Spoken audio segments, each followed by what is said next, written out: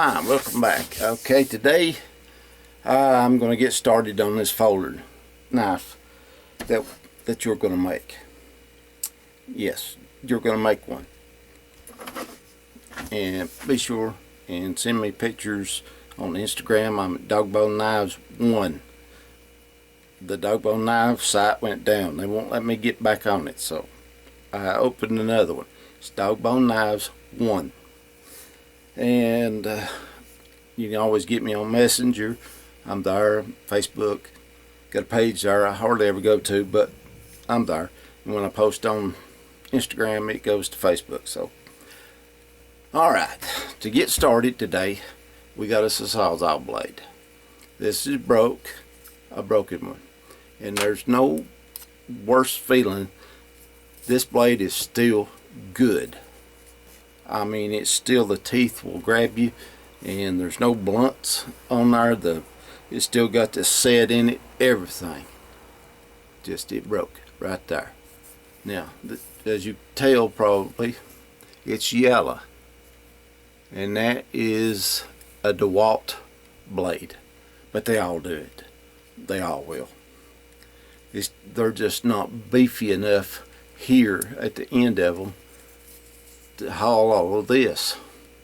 If you bump a tip on something and it can't complete its stroke, it'll kick back on you, and sometimes this blade's got enough in it that it'll harmonic, it'll just bend every which way, and it'll just snap because they're pretty hard. So now we're going to sit today, going to make the blade and the back spring out of the same thing, so it will be the same thickness. And we will probably take just a little off the blade in its back just by sanding it and everything. Won't do much with we'll sand it and file it up and everything, but won't do much on the sides of the back spring.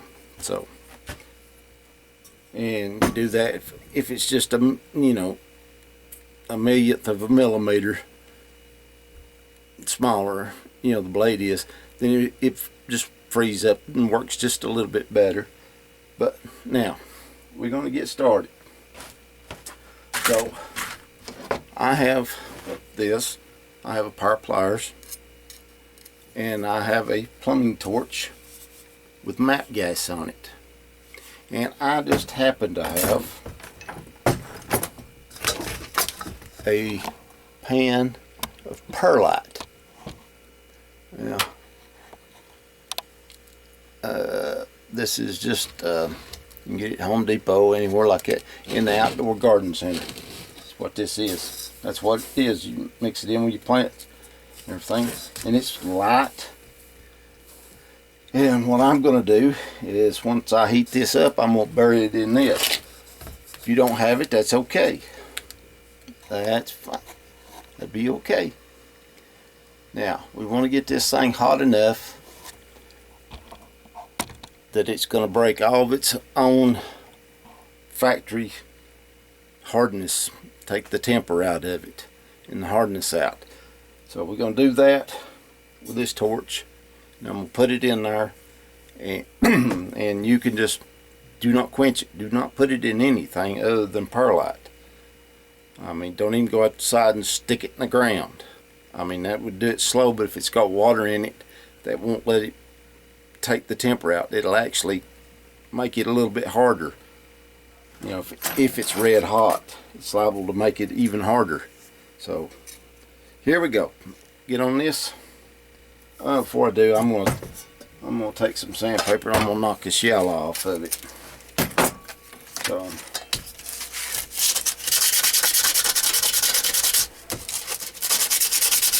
it's powder coated, I believe, paint. So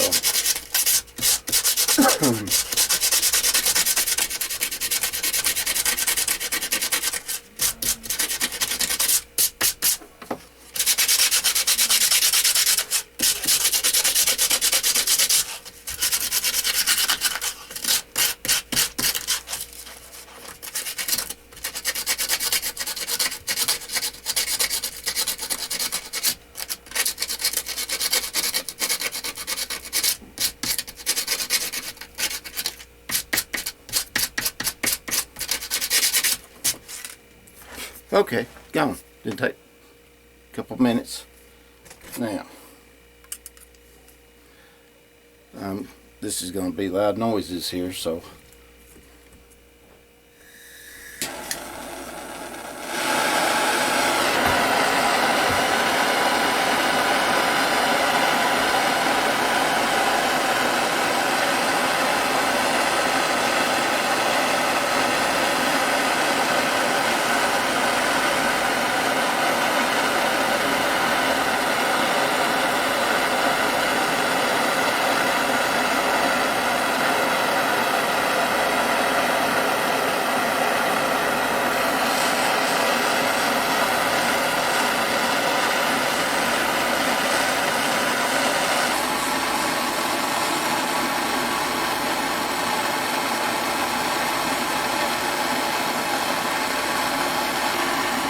you got to remember when you go to temper, to get ready for hardening, the pieces will be a lot smaller. So,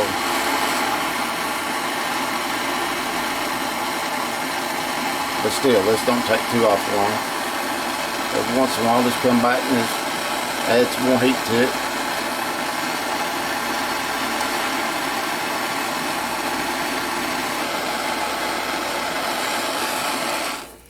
Okay.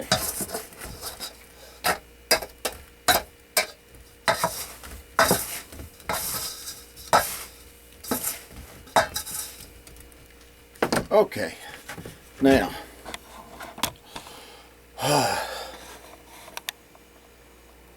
if you'll keep the blade in the, or whatever you're heating, at the end of the little blue flames,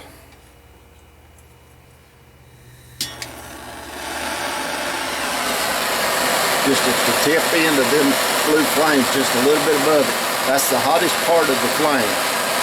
And I was getting down into it, and when you get it down into it, it'll actually cool it off some. It won't rise up to its full potential. Now I've heated it, went through, and it's been cherry red all the way down one time, and then I've painted the heat back, and then I heated the end of it where the blade's going to be, where the hinge and everything's going to be on for the blade. So I've double heated that and everything. Now I'm going to let it set. It's in the perlite. Now if you don't have perlite, you can lay it on a brick, you can lay it on a block, and or if you happen to have, you can even lay it on a shovel, lay it across a rake, anything like that to keep it away from setting anything on fire or burning somebody. Just be sure it's there, you know it's there, and be safe with it. Dangerous if you make it that way. You just use it and respect it, give it a healthy dose of respect. And the hot stuff, remember, everything in a knife shop, blacksmith shop, whatever, is A, it's hot, B, it's heavy. Not so much in a knife shop, but in a blacksmith shop, yes, it's hot and it's heavy. That's the two things you got to remember in a blacksmith shop. And it's dark, so that the smith can see what colors he's dealing with, and where he can see them better. I'm just a hack at blacksmithing, but hey, I try, and that's all you can do. The only way you can get as good as Roy Adams is be like Roy Adams and just do it all the time. Do it every day. And once you do that, then eventually you'll get good at it, or better at it. So it's like my welding. It ain't the best in the world, but it's still, it'll hold, but it don't look good. So now, there's that going in. We've got our materials list all done, and I think this is the same stuff right here.